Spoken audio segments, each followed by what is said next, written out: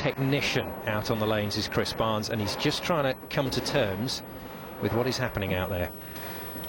Well, pretty much straight down second arrow there, which is the 10th board. An almost identical shot, and as you say, the identical leave. And there's the identical spare.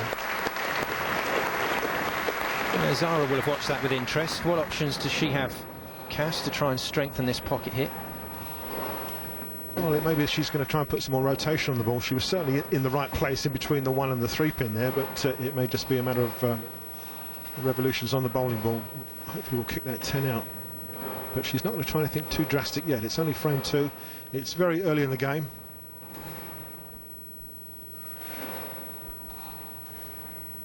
And as you say, if she can get a strike, she will take the lead by 1 pin.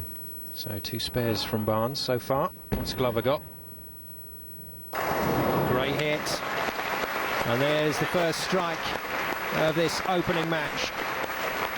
And Zara Glover has certainly sent out a warning message to the legend, Chris Barnes.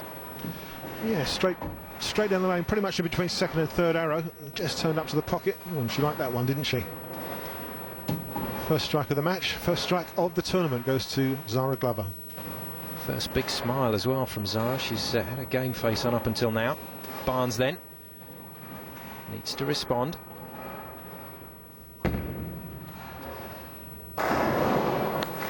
And responds well. Well, you got the feeling, as you did last year in this competition, that it doesn't take Chris Barnes long to read a lane. And once he's read it, he won't let it get away. Oh, absolutely, Simon. Yes, the first 2 balls were pretty much in the 1-3 pocket and had 2 spares. And the third one carried all 10. So 1 strike apiece. Pressure comes back onto Zara now. She will be looking to double up on that first strike that she's got in frame 2 and try and extend her lead. Well, we've had 2 female winners in the past at this Masters tournament. Charlene Zulkifli was the first, and then Nikki Harvey of England. Zara Glover would dearly love to take this title, but got some big names to beat along the way, and she doubles that up. Yes, excellent shot from Zara. 2 strikes in a row, that's the first double, and she extends her lead. I'm sure she'd like me to say on air that Zara Glover is beating Chris Barnes. I wonder if she can maintain that through 2 games. This is an exciting game as last year's winner and All-American boy Chris Barnes locks heads with 3 times world champion and English rose Zara Glover. It's male versus female, it's USA versus UK. There's much more excitement coming up, so join us after the break. Come back to the partypoker.net World 10-Pin Masters. Let's get back to the game to see who'll go through to the quarterfinals. Chris then working a strike. Yeah, just 11 pins down at the moment. Looking to close that gap with a double himself. Oh, does it very nicely. Pair of doubles. But it's Glover still with that minor advantage. But this is when the game starts to get tasty.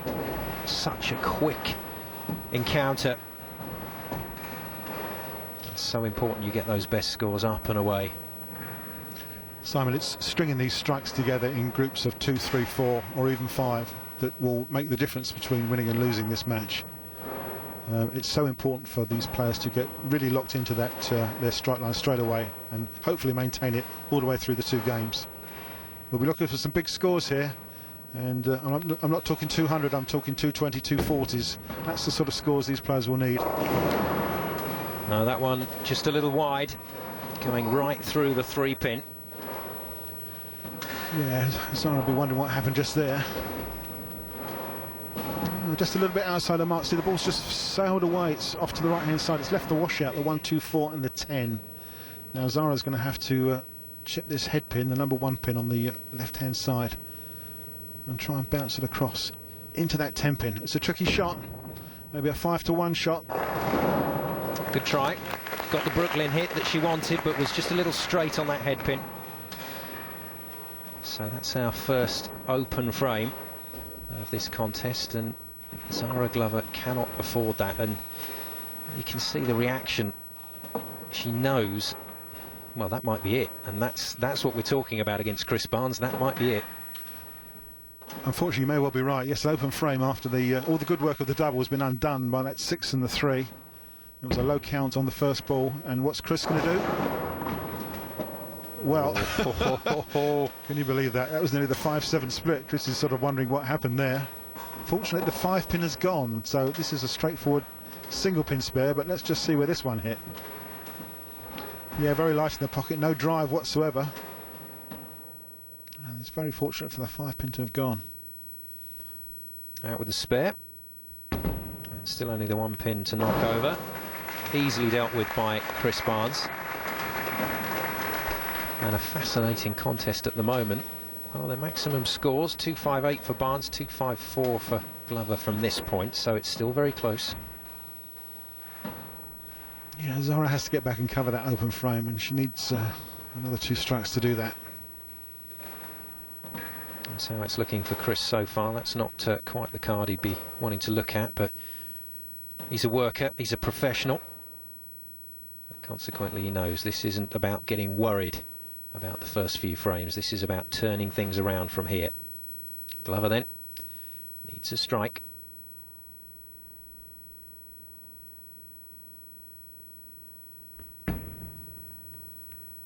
Oh, very, very good. Well, she's done well to adjust there, hasn't she, Cass? Much better shot, yes. Managed to get up to the pocket on that one. Just a fraction light, but we're not going to argue about that because it cascaded all those tenpins around and made the strike that she was dearly looking for. Well, get the strike, get the smile. Yeah, England's golden girl. 3 gold medals in the World Championships, Ladies World Championships back in 2003. Well, Barnes a very light hit there on the head pin. Really didn't get up to the pocket at all. And he's not quite sure what went on there. Let's have a quick look in the replay here. Just a little bit inside his mark, but it's heavy oil there he's playing in, and he's left himself there the 2, the 4 and the 8 pin. Now this has got a little tricky sleeper there.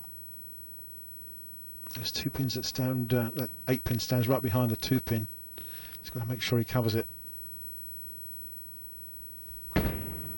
Needs to be accurate. Covered with ease.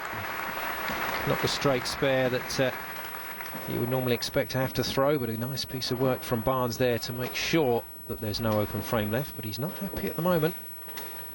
Barnes usually goes very wide on the lane, skirts the oil and moves in, but as you said, Cass, going through quite a thick area on the lane at the moment.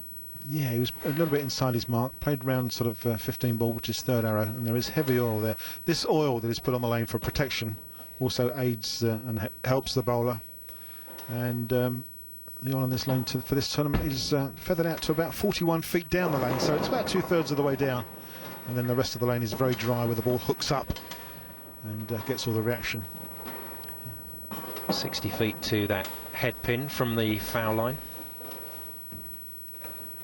So there's a bit of area for the bowlers to work with, but as you look at the camera from behind the lane and you look down the lane from behind the bowler, then just imagine the oil very thick around the foul line, tapering away towards the head pin. So as they go down the lane, they get more and more lane to work with, and on the drier part of the lane, that's where the ball will do its work. That's where the revs count. Nice work. Yeah, Zara herself left the 2 and the 8 pin sleeper there, and seemed to take it away with no trouble whatsoever. Well, we're definitely game on. There's no doubt about that. Glover, maximum tumbling all the time from that maximum of 600, but looks fairly comfortable out there. Yeah, just an 11 pin lead for Barnes at this stage.